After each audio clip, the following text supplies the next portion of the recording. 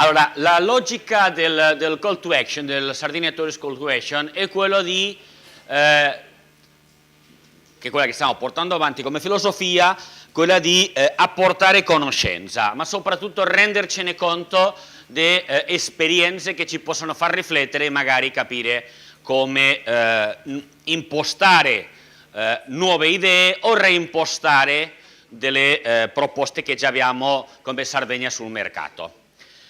Oggi ci concentriamo questa mattina sul turismo del golf. Il mio compito in questo momento è farvi in qualche maniera una visione di che cosa è questo del turismo del golf. Ok? Primo, che cosa è il turismo del golf? Il turismo del golf sono i viaggi che fanno la gente perché la ragione per la quale vogliono viaggiare è il golf.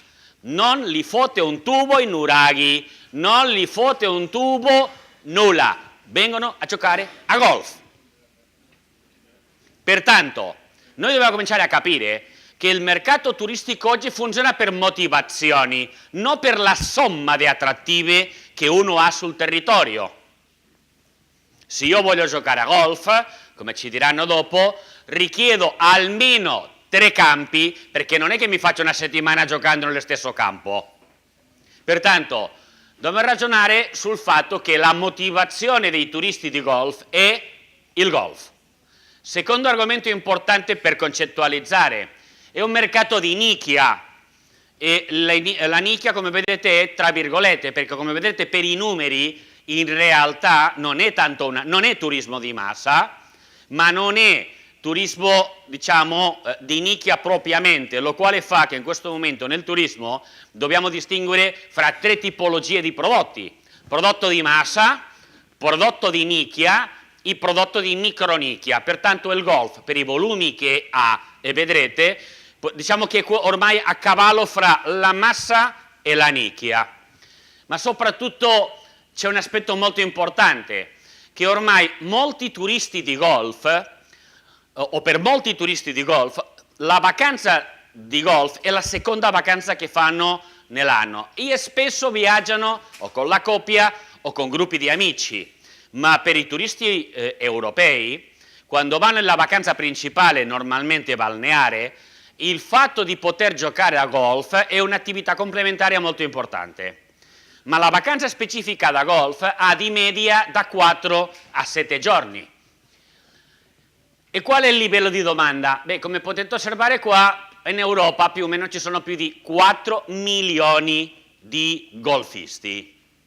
4 e 6 zeri. Tanti. Ma soprattutto l'aspetto importante è che la crescita è importante. Abbiamo una media di crescita del 2%, con una offerta in Europa di quasi 7.000 campi da golf. Ma quello che è anche importante è che questa crescita di campi da golf è costante perché? Perché c'è un rapporto fra incremento di domanda, ovvero di gente che gli piace giocare a golf, che scopre il golf, e dietro ci sta andando l'offerta di creazioni da campi da golf. E quello che è anche interessante è che spesso abbiamo l'idea che il golfista come dire, è il senior. È vero che il 24% ha da 50 a 60 anni, si possiamo considerare di 50 a 60 senior, ma in realtà quello che è importante è capire che c'è una crescita per quanto riguarda il segmento d'età che va dai 40 in avanti. Pertanto è un turista, diciamo, è sviluppato come concetto turistico, ma soprattutto che è molto consapevole di quello che desidera. E qual è il profilo di questo turista? Il 66% sono uomini, diciamo, con delle caratteristiche più o meno standard, ovvero classe sociale, diciamo, elevata, professionisti, imprenditori, eccetera, eccetera, redditi alti, pertanto facilità a spendere. Cerca il lusso, ma attenzione, prima Marco Verio ha detto una cosa molto importante che probabilmente vi è sfuggito.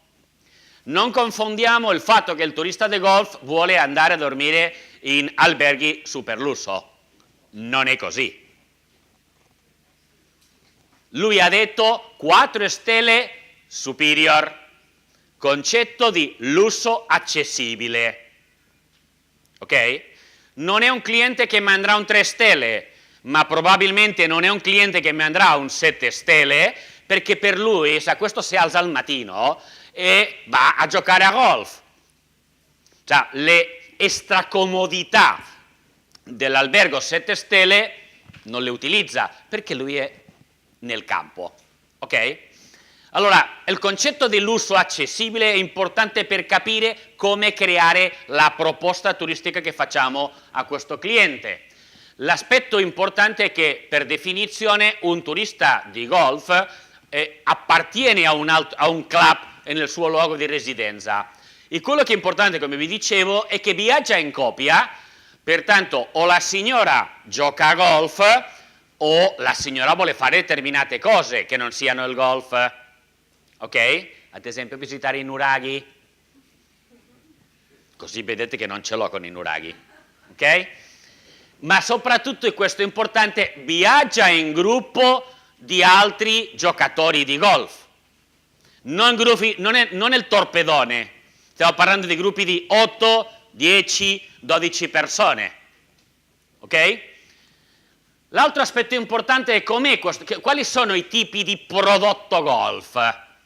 Ci sono 3 tipologie di domanda del golf.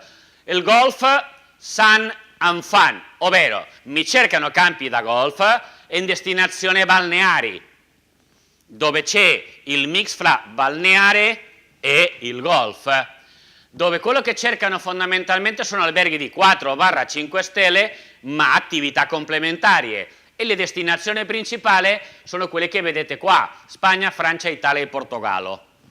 C'è un'altra modalità di consumo del turismo del golf, che è il golf exotic, che dove vanno a nozze gli Emirates, Dubai, Abu Dhabi, dove il concetto fondamentale è quello di andare a giocare in luoghi esotici o particolari, location insolite, dove sta diciamo il classico è Dubai, ma dove stanno lavorando tantissimo è in Turchia e soprattutto anche in Egitto. C'è la terza opzione, che è quella del golf prestige, cioè vado a giocare a golf in campi, diciamo, sacri del mondo del golf, il St. Andrews per esempio, o in Augusta, che è un prodotto di alta qualità pensato soprattutto per un turismo di lusso, perché l'elemento, la motivazione è, correggimi se sbaglio, ma andare a giocare ai migliori campi del golf, dove è nato il golf, dove c'è la tradizione, ma dove ci vanno anche i professionisti dal golf. Noi in Italia non abbiamo nessuna di queste situazioni. Noi ce la dobbiamo giocare su il golf sun and fun, io il golf in qualche maniera esotic, magari come Sardegna ci possiamo ancora vendere come esotici, dipende. Però il ragionamento fondamentale è che noi dobbiamo cominciare a ragionare sul primo prodotto, il golf, divertimento e mare. Che cosa cerca? Cerca collegamenti diretti, non ha disponibilità di perdere il tempo in fare 3 connessioni. Il suo tempo è la concezione che il suo tempo è costoso e vuole spendere il suo tempo per fare una cosa semplice. Sapete qual è? Giocare a golf. Oltre Marco e voi, chi gioca a golf? Tu, se ci mancherebbe che non giochi a golf tu. Ma non avete degli amici che giocano a golf? E di che cosa parlano? Di golf. Solo di golf. È una, non dico una religione, ma quasi. Pertanto loro vogliono voli diretti, vogliono varietà di campi. Non è che mi giocano tutti i giorni nello stesso campo, per quello vanno a giocare al club dove sono associati in casa sua. Pertanto mi cercano minimo 3 campi situati a non oltre un'ora, un'ora e mezza da un campo all'altro, e già la tiriamo lunga, ok? Pertanto quello che anche cercano sono facilities negli alberghi, la sauna, la piscina, la palestra, eccetera. Qualità, è un cliente che sa cosa è perché viaggia, ok? Ma soprattutto mi cerca sicurezza e tutti quello che sono, diciamo, dei servizi che gli permettono una buona esperienza turistica. E come prenota? Beh, qui dipende. Se cerco una vacanza in una destinazione relativamente facile, come può essere la Sardegna, osserviamo che quasi il 60% se lo fa indipendentemente, perché il mondo del golf funziona con un rapporto dove chiedo informazioni agli altri giocatori da golf. È un mondo, non dico chiuso, ma sì di interrelazioni, soprattutto nella promozione e comunicazione. Un 41%, come vedremo più tardi, però funziona comprando da tour operator specializzati o di operatori specializzati nel mondo del golf. E fondamentalmente come funziona? Contattando direttamente per telefono o per email il campo, l'albergo, organizzandosi, o anche in molti casi diciamo ancora che minore di tutto quello che è di persona. C'è un elemento anche che comincia a essere interessante, che è un turista che chiede informazione, pertanto cerca il contatto con il campo perché le spiegano bene qual è le caratteristiche eccetera, ma anche degli alberghi. È uno che non è disponibile a correre dei rischi. Ok? L'altro elemento importante è qual è il trend della domanda. Allora, è un turista che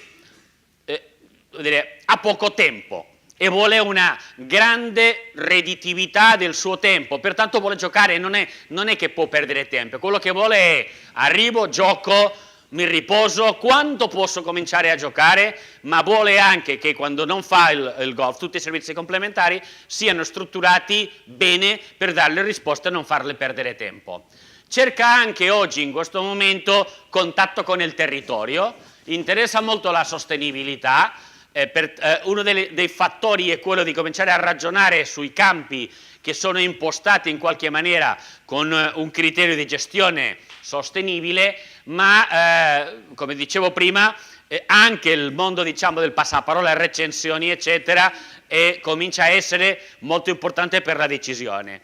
Però diciamo, la informazione che cercano non la cercano soltanto in TripAdvisor, vanno a cercarlo dentro dei blog, dei forum specifici che ci sono sull'ambito del golf.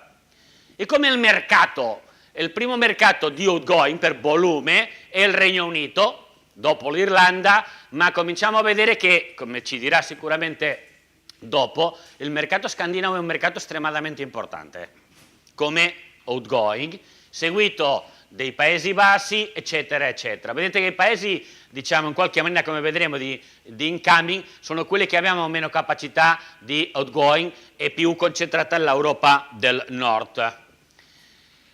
Per volume vediamo che il volume più importante è l'Inghilterra, ma seguito con quelli della Germania, la Svezia, Francia e il resto dei paesi. Vuol dire che in realtà con 4-5 mercati noi stiamo avendo il 45-55% del totale dei turisti di golf in Europa. Perché questo? Perché in qualche maniera corrisponde molto all'offerta di campi di golf che ci sono sui mercati.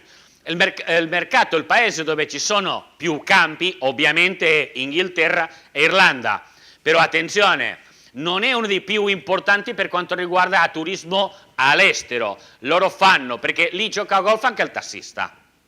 Pertanto il fatto di andare a giocare a golf, farsi la vacanza di golf è anche vacanza interna domestica. E quali sono i mercati più importanti? Lo vedremo adesso con un po' di analisi. Inghilterra, Francia, la parte, diciamo, di Svezia e ovviamente la Germania. Come mercati di outgoing, vedete, è questo qua. Osservate che nel Regno Unito e Irlanda il volume di vacanze domestiche è, come dire, in qualche maniera abbastanza vicino a quando vanno all'estero a giocare, che mi cambia però quando stiamo ragionando sui mercati come la Svezia o come la Germania, dove c'è più tendenza a andare a giocare all'estero, farmi la vacanza del golf all'estero, che non nel mio mercato locale o domestico. Come mercato importante, come già avevo detto, gli inglesi, però che sono quelli che viaggiano di più, ma spessissimo viaggiano per andare a farsi la vacanza di 3, 4, 5 giorni di golf nel suo proprio paese. Mentre che però i tedeschi scandinavi, per definizione, ma per natura della impostazione del suo mercato, vanno molto di più all'estero. Un mercato interessante che sta avendo una forte crescita sono i Paesi Bassi, con questo livello di crescita che vedete qua.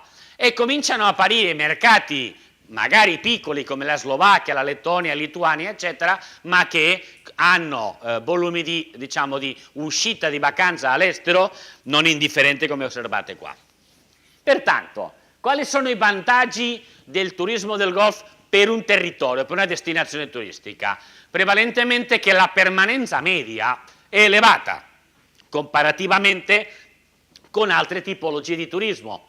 Preferiscono strutture ricettive di livello superiore, dai 4 ai 5 stelle, con la particolarità che è un segmento alto e spendente, ok? Però è alto e spendente perché consuma servizi, ma attenzione, estremamente attento al value for money. È un turista che non è fedele, è un turista che viene da noi per giocare, ma assolutamente vuole andare a fare vacanza turistica di golf da altre parti, perché vuole, per pratica dello sport, conoscere quanti più posti diversi o campi diversi ci sono.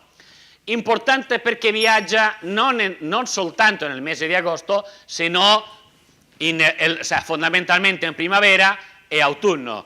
Per questo tutte le nostre destinazioni competitor, lo hanno già capito da mo', lavorano molto su questo, perché permette non dico la destagionalizzazione, se non la creazione di stagionalità specifiche che permette in qualche maniera mantenere un'attività turistica sul territorio la maggior parte dell'anno. Ha anche interessi su altre, tipologie di proposte. La enogastronomia è importante, come lo è anche il shopping, la cultura, eccetera. Come anche in molti casi il golf serve come elemento di complementarietà per attirare altre tipologie. È molto interessante il golf come elemento che va a supportare l'offerta per attirare i congressi. C'è i 3 elementi importanti. Uno, il turismo del golf riesce a creare destagionalizzazione. Il secondo elemento è un turismo di qualità e che aiuta a sviluppare il concetto e la crescita di capacità interne alle destinazioni per aumentare la qualità nella prestazione dei servizi, ma soprattutto tutte la giochi sulla differenziazione. La scelta si fa a partire dalle caratteristiche dei campi, perché è quello che a loro interessano. Pertanto chi ti ha disegnato e fatto il campo conta, come conta anche l'elemento complementario che ti permette la differenziazione rispetto ai competitor. E dove vanno questi turisti di golf? Allora il 35% vanno in Spagna. Secondo mercato importante, Portogallo, il sud, l'Algarve. L'altro mercato oggi importante, molto incentrato in quello che diciamo prima del golf and prestige, eccetera, il 19% fra il Regno Unito e Irlanda, ma attenzione che oggi il 9% vanno in Turchia. Ma guardate che c'è anche, soprattutto la zona della Costa Azzurra, un 8% e Stati Uniti per il segmento che stavamo dicendo, pertanto prima del prestige. Il prodotto, in qualche maniera, golf, vacanza, sole, buon tempo, eccetera, si concentra in Spagna e Portogallo, più Turchia, dove abbiamo, fra trinca e tranca, il 60% del volume di incoming del turismo del golf. Noi, Italia, non ci siamo in questi livelli, non siamo in questo ranking. Pertanto, quali sono le destinazioni che oggi vanno? Quelle emergenti gli Emirati Arabi, Marocco. Marocco sta facendo un investimento per il sviluppo turistico della Madonna. Cioè, qui non ce ne accorgiamo, sembra che non li caghiamo, e quelli vanno alla velocità di crociera, sta facendo campi da golf, alberghi, spiagge, eccetera. Cioè, entro 10 anni sarà sicuramente al livello che oggi ha la Turchia. Altra destinazione, Sudafrica, che è più esotica, eccetera, ma comincia a esistere l'interesse di questo segmento per andare su destinazioni dell'Asia. Ma a livello europeo è da preoccuparsi molto della Turchia e anche della Bulgaria, pensando nel cliente russo e dell'Europa dell'Est. Ok? E i livelli, come vedete fondamentalmente qua, sui diversi anni, come osservate, la Spagna ha in qualche maniera dei livelli che vanno dal 25 al 40%, ok? Dove i clienti più importanti, le scandinavi, rappresentano il 40% del totale, delle svedesi, scusate, il 40% del totale dei turisti di golf che ha ricevuto la Spagna, seguito dagli inglesi, siamo al 33-34%, un po' meno i francesi, ma un 32-33% sono dei tedeschi. Nel caso concreto del Portogallo vedete che la composizione è un po' diversa, molti inglesi, un po' meno di tedeschi, francesi e anche svizzere. Sul resto dei mercati, osservate nel nostro caso concreto Italia, noi abbiamo pochissimi inglesi e fondamentalmente, dentro della nostra composizione, tanti tedeschi, un po' meno di francesi e diciamo un livello di svedesi come dire, in qualche maniera interessante, ma non arriva al 5% del totale. Però osservate che il mercato che va dietro da noi è la Turchia, dove loro sì che hanno già molti più inglesi rispetto a noi e hanno sicuramente meno tedeschi, però hanno più scandinavi e anche un mercato che in qualche tempo c'è il rischio che ci possa sorpassare. Come attirare i turisti? Beh, ci sono diversi livelli. Vogliamo attirare il golfista principiante? Quello che è fondamentale è accompagnarli, dargli dei servizi, offrire corsi per principianti, organizzare magari i clinic, che sono in qualche maniera corsi, workshop, eccetera, ma anche proporzionare il noleggio delle attrezzature, eccetera. Partiamo dalla premessa che il golfista, a differenza oggi dello sciatore, ha i suoi pali, viaggia con i suoi pali, ok? Magari dimentica la moglie a casa, ma i pali li porta. Okay? Mentre che per il principiante tu devi offrire tutti i servizi che ci sono. Quando andiamo al turismo di golf che viaggia con la famiglia, devo pensare alla famiglia, pertanto però il mondo l'affizione del golf coinvolge tutto l'entorno familiare. Devo cominciare a ragionare anche sull'offrire pacchetti di famiglia, trovare dei meccanismi per quanto riguarda eventi specifici per i bambini, cioè, devo cominciare a ragionare in una certa specializzazione.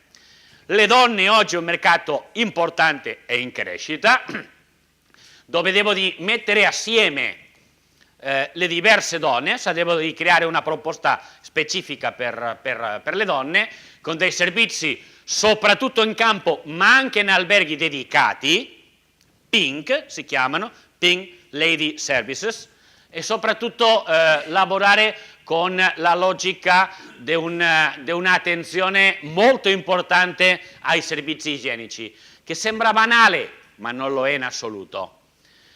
Quando ragiono sul cliente fidelizzato, in qualche maniera devo avere personale che li riconosca, che sia molto professionale, fornire soprattutto informazioni utili fuori del campo, di quello che possono fare, eccetera, ma soprattutto devo lavorare su tutto quello che sono le ancillaries che mi permette di mantenere quell'elemento di fidelizzazione. Soprattutto perché, tenendo conto che il golf è un mercato che si parlano fra di loro, un cliente fedele da me è il migliore soggetto di promozione che io posso avere, perché lui mi promuove e promuove la mia destinazione, i miei campi e i miei servizi. Bene, com'è l'offerta? Come sono i nostri competitor?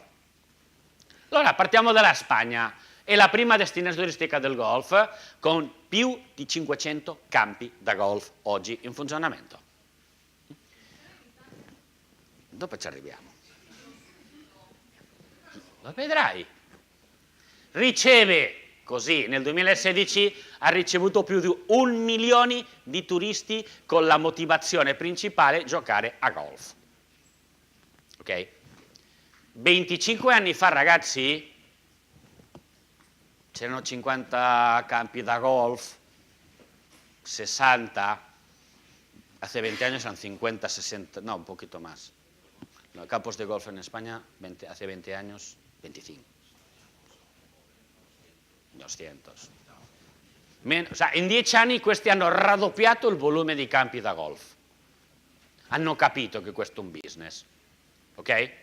L'altro aspetto importante è che la spesa media giornaliera è di 200 euro, con una permanenza media di 7 notti. Loro sono arrivati a quantificare che quel milione di turisti ha un impatto economico sul territorio equivalente a 531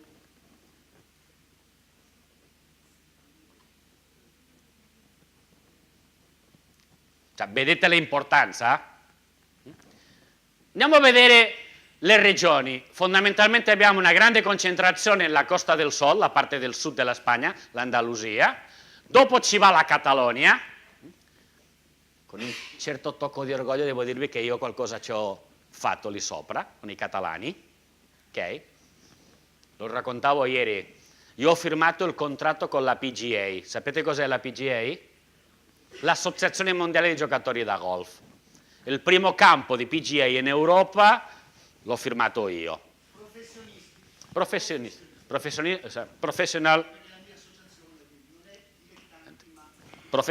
È il Tiger Woods della situazione, per capirci. Ok? Comunque, sulla zona centrale Madrid 39, Valencia, che è la zona dove dopo Salvador ci parlerà, ne hanno 34, eccetera, eccetera. E soprattutto vedete che nelle isole Baleari ce ne sono 26 e nelle isole Canarie ce ne sono soltanto 23. Andiamo a guardare il Portogallo. Il Portogallo è fondamentalmente focalizzato nel sud, zona Algarve, che è stato eletta, le hanno dato il premio di migliore destinazione del 2016 come la migliore destinazione per andare a giocare, con soltanto 88 campi da golf. Ok? Con ricevono 1.200.000 giocatori da golf, con una spesa media giornaliera qui leggermente più alta che la Spagna, ma soprattutto con lo stesso livello di impatto economico complessivo. La Francia sembra di no, ma è un mercato che tira, con quasi 600 campi da golf, con meno turisti, la metà del Portogallo e la Spagna, 450.000, con una spesa media, in questo caso diversa. Qui c'entrano determinati fattori che fanno modificare questo, ma ve lo risparmi, ma qui si riduce già la permanenza media, siamo a 5, ok? Perché qui in qualche maniera c'è meno attrattività di attività e di spiaggia o buon tempo sul quale ci giocano sia la Spagna, o hanno come vantaggio differenziale la Spagna e il Portogallo, con un impatto economico sicuramente minore. Ma osservate che nella zona della Costa Azzurra, la Provence Côte d'Azur, ce ne sono 50, ce ne sono 75 nell'area di Parigi, eccetera, sono relativamente poco turistici. Quelli che sono fondamentalmente turistici sono il resto, ovvero la Costa Azzurra e la zona la parte bassa dell'Atlantico, l'Aquitania, piuttosto che la zona dei Paesi Bassi, dove loro sono destinazione balneare. Niente a che vedere con noi, però hanno una proposta specifica. Andiamo a guardare la Turchia. Questi da poco tempo sono diventati la quinta destinazione golfistica del mondo, con... Sì. O sea, quelli macinano, ragazzi, questi Quanti turchi ci sono qua? Possiamo parlare? Questi sono da preoccuparci. Ma quello è un problema minore, Erdogan. Insomma, preoccupiamoci turisticamente, questo è un mercato da tenere sott'occhio, molto sott'occhio. Okay? Loro mi fanno 500.000 di partite all'anno, dividetelo per 20 campi di golf, vedete il livello di produttività dei campi che loro hanno. Ok? Con, attenzione, una spesa media complessiva per il soggiorno di 1.100 euro, che non è i 600 che dicevi te sulla Turchia, però se noi andiamo a fare un conto, che è questo, prendiamo per esempio la Spagna, la spesa media giornaliera è di 200 euro, facciamo numeri generali, lo moltiplichiamo per 7, quanto fa? 1.500.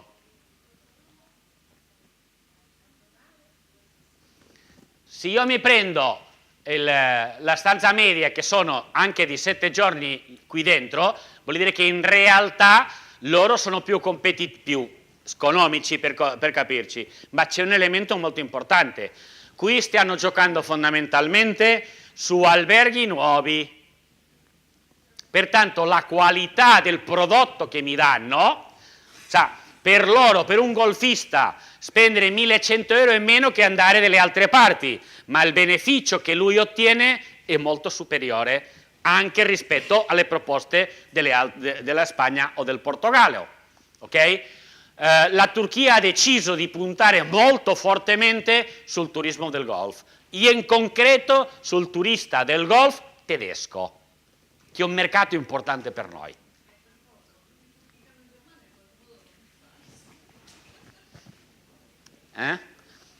E loro strategicamente, perché ovviamente a differenza da noi, come dicevi te, hanno Erdogan, pertanto quello decide e basta, loro hanno deciso di creare la Golf Riviera, si concentra tutto lì, o quasi tutto, ok? Fanno la logica di polo golfistico, un territorio specifico dove io ho dei campi di golf, dei servizi focalizzati, una strategia di sviluppo, destinazione e prodotto focalizzata, ok?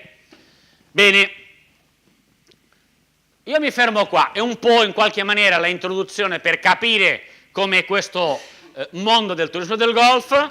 Noi avremo adesso diversi interventi che ci tenteranno di dare visioni, cosa stanno facendo in altri territori. Avremo anche la partecipazione di un importante tour operator scandinavo della Finlandia che ci dirà che cosa loro vogliono.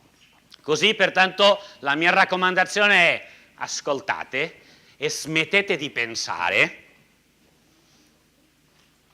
e soprattutto tentate di capire che cosa il mercato vuole, per vedere se noi siamo in grado di proporre un prodotto turistico del golf competitivo e che ci permetta di incrementarci o migliorare il nostro posizionamento nel mercato del golf. Qualche domanda prima di scappare? Tutto chiaro? Sapevo che mi faceva questa domanda. Allora, forse 10 anni fa, tantissimo. Oggi, non dico è scarso, ma molto basso. La dottoressa Appeglio, l'ho visto, è qua, ci potrà parlare. I campi da golf oggi, per esempio, non consumano acqua, riutilizzano acque depurate.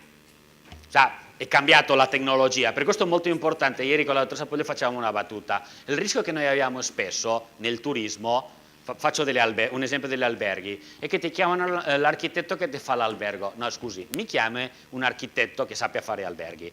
Lo stesso succede nei campi da golf. Noi abbiamo avuto un problema in Italia, perché qualunque architetto, cugino di chi sia, ha fatto dei campi da golf. L'impatto ambientale oggi è molto molto minore di quello che c'era una volta. Anzi, anche le associazioni ambientalistiche ormai sono favorevoli. Perché? Perché per la tranquillità, eccetera, permettono la riproduzione di uccelli, eccetera, eccetera. Pertanto, vuol dire, si è arrivato a un buon compromesso fra diciamo, l'aspetto medioambientale con lo sviluppo. Le ho dato una risposta che le è piaciuto? Sì? Lei è ambientalista? Sì. Brava. Bene, così mi piace. Altra domanda? Dimmi.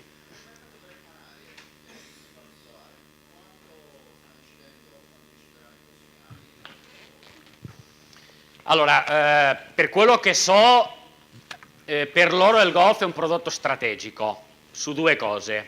Una perché le aiuta a incrementare la qualità complessiva della destinazione, ok? Ma soprattutto perché le sue caratteristiche climatiche è una destinazione, soprattutto per i mercati tedeschi del nord Europa, eccetera, fantastica per andare a giocare all'inverno. Pertanto loro stanno in qualche maniera tentando di scendere un po' sul balneare e incrementare molto sul golf. Dimmi.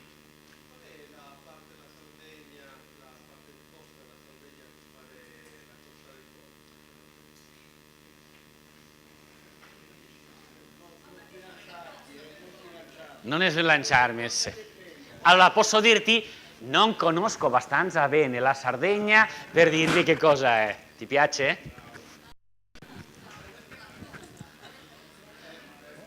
Non è detto, attenzione, non è detto che sia soltanto la costa. Prego. Sei più titolato di me.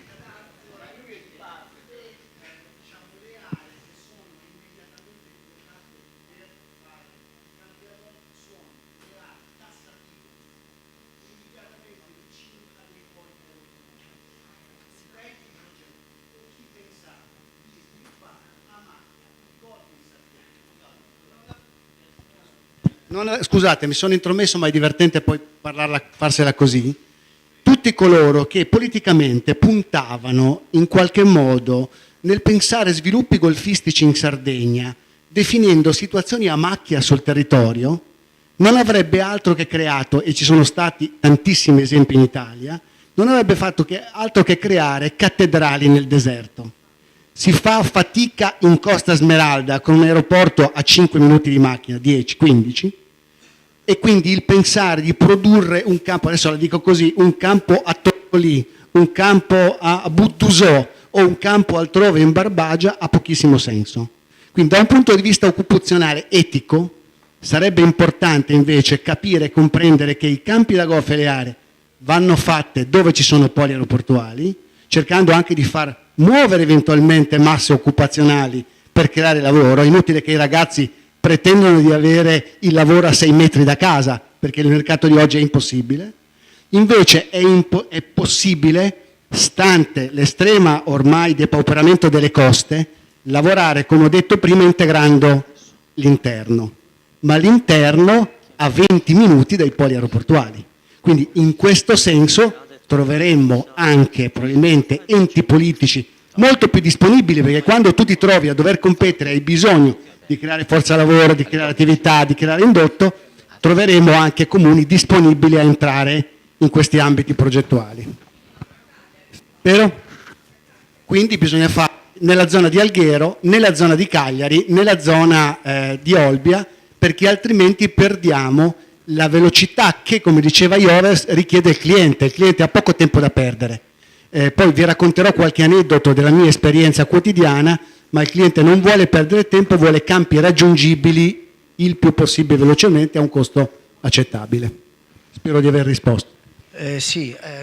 Allora, partendo dalla considerazione per cui abbiamo un modesto numero di campi attualmente, costruire 18 buche oltre ci si impiega degli anni e comunque servono parecchie risorse, sia territoriali che economico-finanziarie. Rispetto a quei numeri dei diretti concorrenti, quanto tempo impieghiamo ad esistere, cioè a superare le barriere all'ingresso in un mercato così saturo, poi alla fine, in un segmento golf and sun? 10 anni? Allora, innanzitutto, non è un mercato saturo, ok? Perché il golfista viene a giocare, a farsi la vacanza in 3-4 campi qua, ma dopo mi ritornerà, non immediatamente, è un mercato di grande, diciamo, movimento. Allora, la risposta è per come siamo fatti noi in Italia, una vita. Ok? Perché il comitato del no, il comitato del sì, la valutazione ambientale, ci mettiamo una vita e mezza. Posso dirvi una cosa, lo dicevamo prima con Salvatore, la situazione della Spagna 10 anni fa, 15 anni fa era la metà. Qui c'è un concetto fondamentale, guardate che il problema che abbiamo noi ce l'hanno avuto tutti gli altri paesi, va bene? Finché anche la società e la politica ha capito che questo è un motore di sviluppo economico e pertanto si è cominciato a ragionare in questa logica. Finché noi, come sistema, Sardegna, eccetera, non capiamo che il turismo è su quello che dobbiamo vivere e che abbiamo bisogno di lavorare su diversi segmenti e fra questo anche il golf, sarà sempre più complicato. Purtroppo questa è la realtà dei fatti. Cioè noi siamo fuori, ma non perché siamo brutti e cattivi, siamo fuori di questo mondo. Dobbiamo decidere se ci andiamo o non ci andiamo. A te cosa ti sembra? A te cosa ti sembra? No, neanch'io, però vederti... È vero quello che diceva lei, fino a qualche anno fa c'era un impatto medioambientale molto forte, oggi si è ridotto enormemente. È una scelta strategica. Il concetto è la Turchia, quello hanno deciso, vogliamo svilupparci questa roba? Bene, questo turismo? Andiamo avanti e si organizzano. È un problema di visione collettiva del sistema, tutto qua. Tourism Call to Action, 7 incontri formativi per la crescita turistica della destinazione Sardegna. Iscriviti su www.aeroportodiolbia.it.